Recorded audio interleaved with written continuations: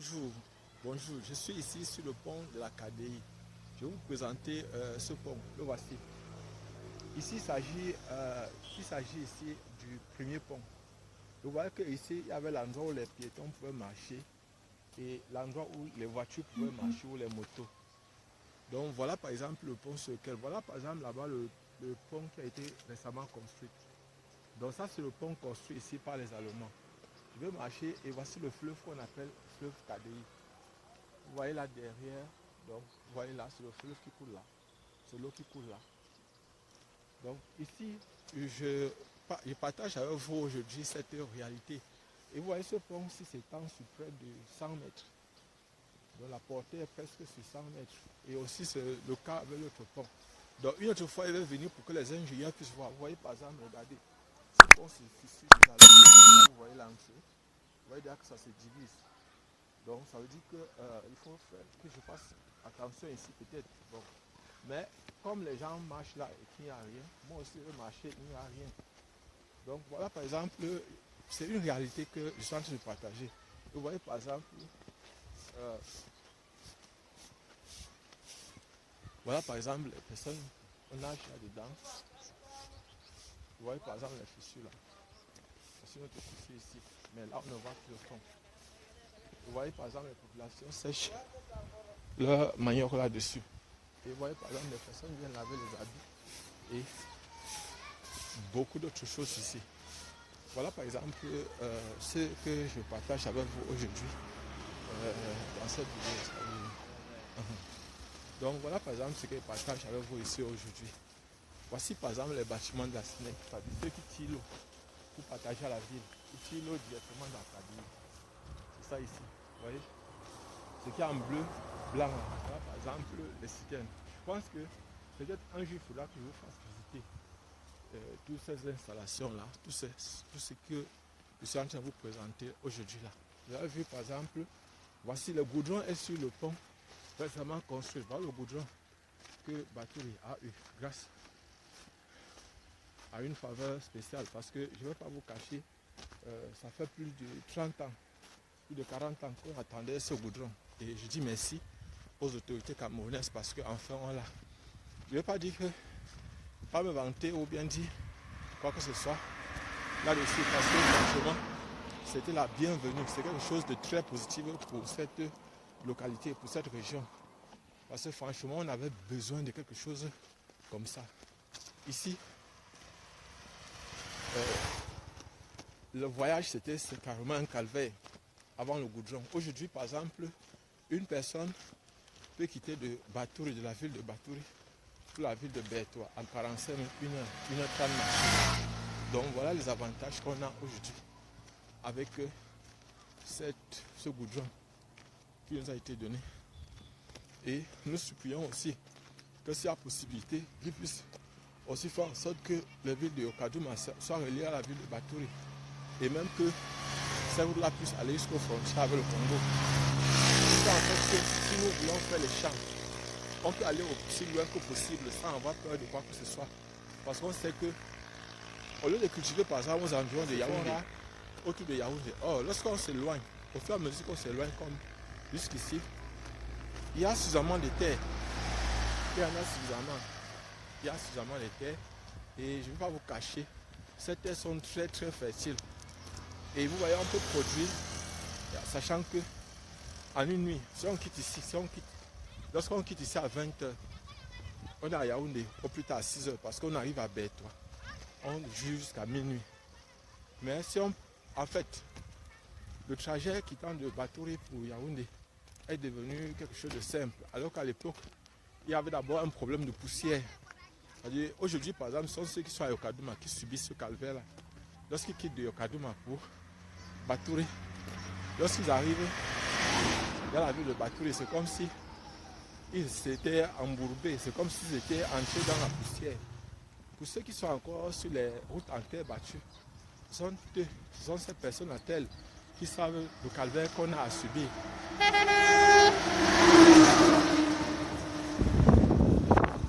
Ce sont ces personnes-là qui connaissent le vrai calvaire qu'on a à subir lorsqu'on est dans de telles régions. Voilà donc c'est la poussière. Et la poussière, c'est la pire des choses. C'est la pire des choses qu'on puisse avoir subi lorsqu'on est dans des régions comme celle-ci. Je ne vais pas vous cacher, pour ceux qui ne connaissent pas la misère de la poussière, c'est-à-dire vous aspirez d'avoir une bonne partie, vous êtes recouvert, vos habits sont salis. Et puis en plus de ça, parfois vous devez descendre de la voiture pour la pousser. C'est-à-dire à un moment donné, c'est vous qui portez la voiture au lieu que ce soit la voiture qui vous porte. Et chaque fois qu'il y a un bouvier, vous devez sortir de la voiture pour la pousser. Et faire en sorte que les choses puissent aller de plus en plus bien. Donc voilà par exemple, aujourd'hui je devais aller normalement dans ma plantation. Je suis quitté de chez moi, j'ai pris mon transport. Et quelque chose s'est passé. Je paye en partant donc dans la boutique acheter à manger, acheter ce que je devais manger au champ, dans les plantations. Ce qui s'est passé, c'est que j'ai vu la voiture qui partait au champ, qui part d'habitude donc à côté de mon champ. Parce que cette voiture s'arrête et il doit encore passer par le village, par les champs. Je suis à 30 minutes lorsqu'il arrive au village, 30 minutes de mon champ, lorsqu'il marche sans m'arrêter. Donc, et lorsque je quitte la ville, souvent, et que je prends la moto, je dois dépenser une somme de 1000 francs. Alors qu'avec le taxi là, ce n'est qu'une somme de 500 francs que je dépense pour aller. Et le retour, c'est toujours 500. Et je suis donc quitté de chez moi ce matin, en partant donc acheter le pain, acheter la nourriture que je devais manger au champ. J'ai donc croisé le chauffeur du taxi et je me suis dit, pourquoi ne pas profiter des 500 francs que j'ai dépensés. Donc comme ça que je suis entré, j'ai stoppé le taxi, je suis entré. Et arrivé dans le champ, je devais aller saluer un de mes voisins du champ. C'est un ancien église adventiste. Et donc, cet ancien m'a fait comprendre qu'il a perdu sa mère et qu'il a deuil chez lui. Je lui ai dit pourquoi est-ce que je ne peux pas assister au deuil. Actuellement, il y a presque 15 heures qui sort comme ça de là-bas. Et étant là-bas, ce n'est pas souvent ici évident de trouver les motos qui rentrent en ville. Parce qu'il y a un contrôle ici, à l'endroit où on appelle Sandai. Il y a un contrôle police, gendarmerie, prévention routière et aussi douane et les eaux et forêts.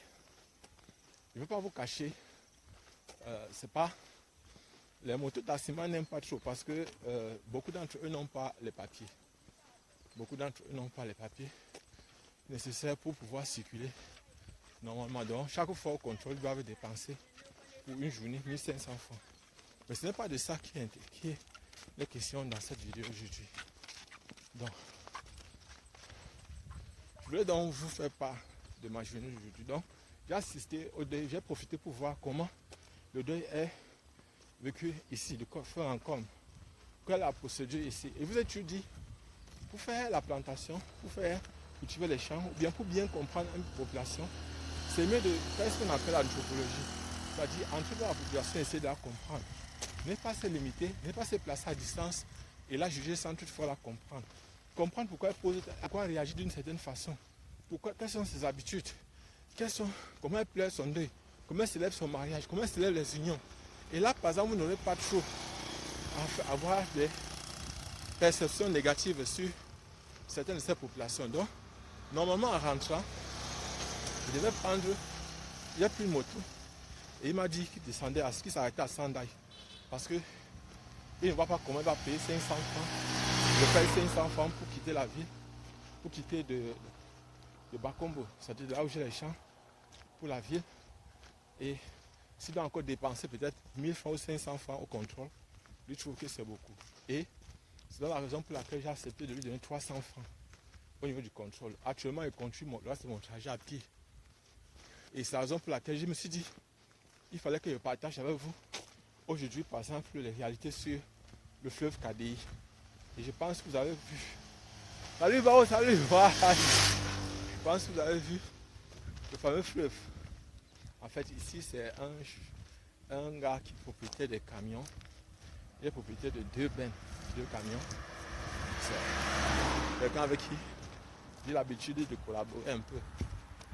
Parce que vous savez, lorsqu'on vient faire les champs ici, il il vaut mieux avoir des amis, avoir des partenaires avec lesquels travailler parce qu'on ne sait jamais. Parfois, vous savez, chez nous ici en Afrique, le rôle d'intermédiaire paye beaucoup. C'est le rôle qui donne le plus d'argent. C'est le rôle qui vous permet de gagner plus d'argent que... Parce que moi qui suis au champ aujourd'hui, si une personne accepte de jouer le rôle d'intermédiaire après mes récoltes, cette personne va gagner parfois plus que moi, qui suis au champ tous les jours, qui fait des dépenses tous les jours, qui fait des grosses dépenses tous les temps. Donc voilà. Bon, je ne sais pas. Tout à l'heure, là, il va arriver en ville. Je suis déjà traversé à Cadé, je suis au-dessus de la colline. Donc, je vais continuer à pied. Et peut-être que si on arrive là devant, il va vous montrer un autre cours d'eau qu'on appelle Pangalang. Pangalang. Donc, pour partager avec vous ces réalités, vous voyez que c'est trop top par ici. Oh. Parce qu'ici, on respire l'air pur. Il y a des motos, des voitures qui passent constamment là. En dehors de ça, il n'y a rien. Les populations sont paisibles, il n'y a pas de problème en tant que tel. C'est vrai que parfois, il y a des chamaillements, des petits trucs, mais en dehors de ça, il n'y a rien. Donc, peut-être c'est demain, Inch'Allah, ou lundi, je vais aller au champ. Parce que j'ai pratiquement du travail, j'ai sérieusement du travail. Il me faut repiquer, commander encore les bananes plantains. Il me faut aussi lancer au macabo, que je dois récolter au mois de novembre, décembre. Donc actuellement, j'ai sérieusement du travail. Et pour ceux qui ne peuvent pas les concours, je vous dis que nous avons ce WhatsApp. On a bien introduit WhatsApp. Je précise, c'est un groupe dans lequel on ne parle pas de politique, on ne parle pas de religion, on ne parle pas de tribus ni d'ethnie, on ne parle pas de race, on ne parle pas des sujets qui peuvent diviser. On parle de l'école, on parle de l'ingénierie, on parle de la médecine, on parle de l'élevage, on parle de la culture, on parle de tout ce qui peut permettre au monde entier, à l'humain de se développer. Voilà. Mais on essaie d'épargner les sujets qui peuvent créer des controverses, telles que la religion, les tribus, la politique, bref, tout ce qui peut permettre aux gens de se perdre. Nous, notre objectif, c'est de faire en sorte que les gens puissent réussir, que nos candidats, ceux qui sont dans notre groupe WhatsApp, puissent réussir à leurs différents concours. Je précise, il y a des gens qui m'ont demandé, on paye combien? Non. Pour le moment, le groupe WhatsApp est gratuit. Je précise, ce groupe est gratuit pour tout le monde. Et notre objectif n'est pas de connaître le nom ou les noms de ceux qui sont dans ce groupe WhatsApp. Donc merci, Bao, même marcher à pied. Merci, merci.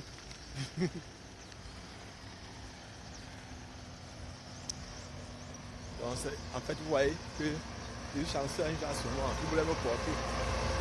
Et ça, c'est une personne qui possède beaucoup d'argent. À l'époque, celui qui vient de mener celui qui vient de klaxonner là, avec sa voiture là, c'est une double cabine. Il voulait me transporter pour me laisser certainement en ville. Mais moi, comme je suis en train de tourner la vidéo, je préfère marcher, ça me permet au moins de me détendre. Vous voyez, par exemple, en fait, je veux dire qu'ici, les gens sont encore simples. Ici, les gens ne réfléchissent pas trop lorsqu'il faut donner un coup de main à une personne. Les gens ne perdent pas leur temps pour chercher à voir si peut-être en entrant dans sa voiture, tu vas faire ceci ou bien cela. Non. Tout à l'heure, on s'est croisé là-bas à Sandai. C'est quelqu'un qui a beaucoup de terrain ici, il a beaucoup d'argent, beaucoup de moyens, il a une quincaillerie et plusieurs habitations, plusieurs maisons. Il est dans l'immobilier ici. Donc, vous savez, ceux qui sont dans l'immobilier, ce sont des personnes qui ont beaucoup d'argent. Dans la mesure où, je vous ai parlé de mon studio. Je loue un studio ici à 30 000 francs. Une chambre, un salon avec douche interne. Mais il n'y a pas d'eau. Donc, je suis obligé chaque matin d'aller puiser de l'eau pour alimenter la douche. Sinon, il faut verser constamment de l'eau dans la douche. Et c'est un travail qui n'est pas aussi facile. Ce n'est pas un travail facile. Ce n'est pas un travail simple. Donc, comme je suis en train de dire là, que nous avons un groupe WhatsApp dans lequel nous travaillons avec les étudiants, avec les candidats aux différents concours. Et ce groupe WhatsApp, c'est quelque chose de simple. Nous l'avons créé uniquement pour aider.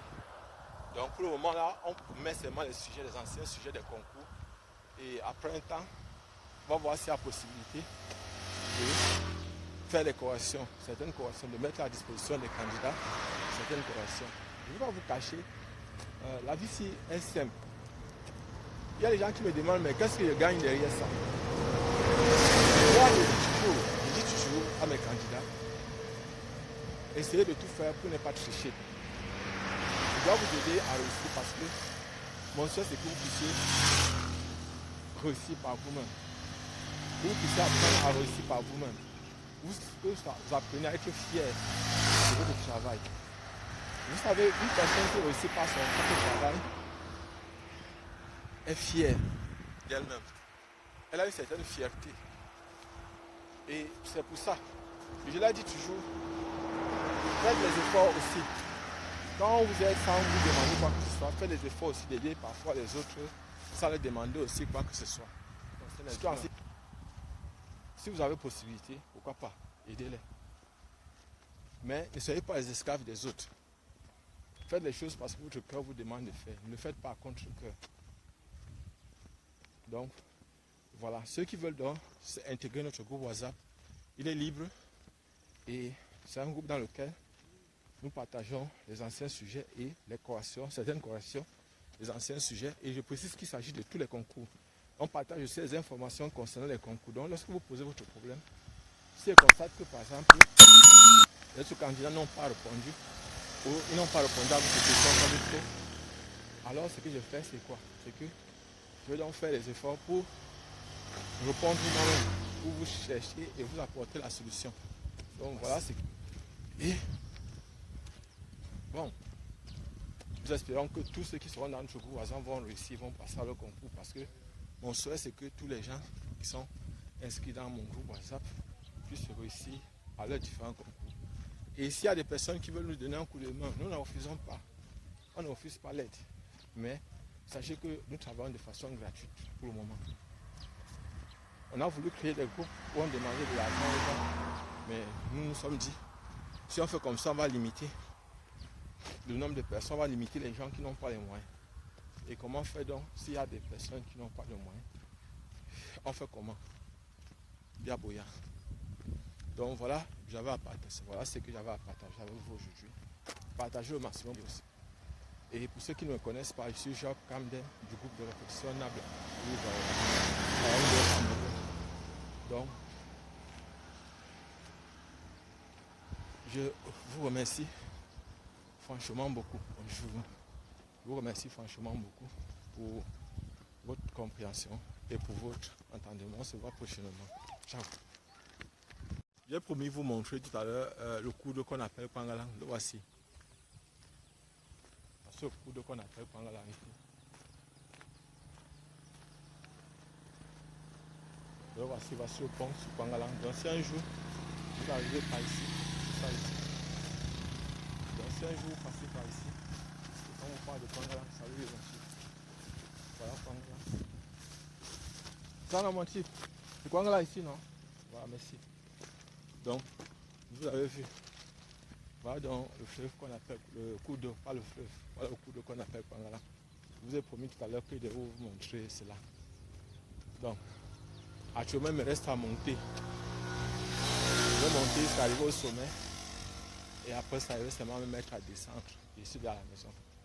Vous allez penser que le trajet est facile. Mais ce n'est pas facile.